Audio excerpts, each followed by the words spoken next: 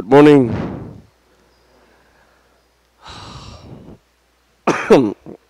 Excuse me.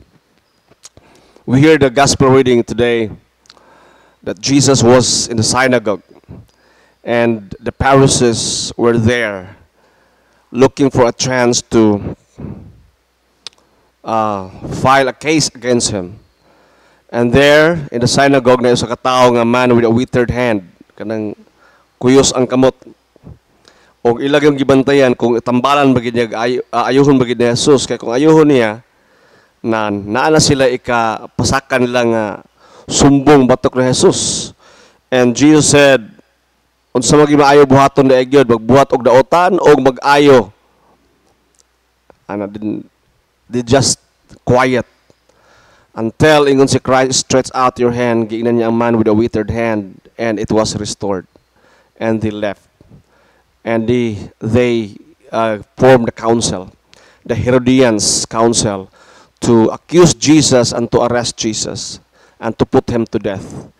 Now today, especially the Catholic Church, the Roman Catholic, especially the Roman Catholic, nag-celebrate karon sa the prayer for protection for all the unborn children. So, murang ahead lang ang kuan gamay ang CEC, no? Ahead lang I think 1 week kapin or almost 2 weeks din sila na sa celebrate. Then the word Herod here is being mentioned because ang Herodians nga dynasty manggod sa Israel, sila ang nagpapatay sa mga bata nga 2 years old below after Christ, no? To substitute that the baby, the Savior nga sa Israel, dili gid mabuhi. So sila kawag dagan sa Egypt. So, may on, evil is arrogant, evil is stupid, and evil is relentless. They don't care about miracles. Milagros Jesus didn't care. They don't listen. Bahala ka diya. Naging mga tao nga na matingala ko. They don't care about reasons.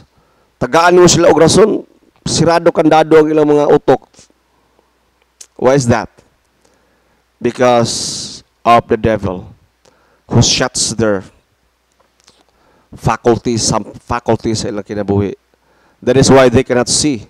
Mabito ni mga Pharisees, mga Sadducees, they are so attached with the law. Dili sila makita kinsa gid si Kristo na klaro na kaysa nga tanan. It's been prophesied, it's already written. Ang iyang birth about the Christ, klaro na kaysa nga tanan gyud nga virgin's birth. Gi-announce na si John the Baptist nga is the Lamb of God. Pero ganun man mga tao di pag yun mutuo. Why? Kabalo ba ta nga na mga Kristohanon gyapon nga inana antod karon nga it seems nga natay atong mga na essences atong body ba nga dili ta ina ka-sensitive. Ngano na may mga tao nga Kristohanon nga nangalagad na sa Ginoo pero nagipuntay mga vices o nagipuntay mga kaning pagkaulipon ba. Siguro financially we are being attacked by the devil. Siguro in relationship we are being attacked by the devil. Siguro atong family as a whole natay attack sa devil spiritually. Na mga irigid sa itong kinabuhi nga weak. And remember, as I said earlier, evil is arrogant, stupid, and relentless. They don't care about miracles and don't care about the welfare of others. I'm giving you an example. Ang usa ka tawo nga kanang naigitag-taguan nga sala. Imo na ikumpronta siya. React na dayon. Kitsa may kuha na resulti na mo. Ato bago na. Di ba? Inana ba? Why? Because evil is arrogant and prideful. Dili sila gusto kurhian. And that is, the devil has to see to it nga i-shut down na niya nga to senses. Di ta mauwaw. Tingala ubang tao ba? Hala, di naman ni kauwaw ng tawanan eh. Inana. So, let us be careful.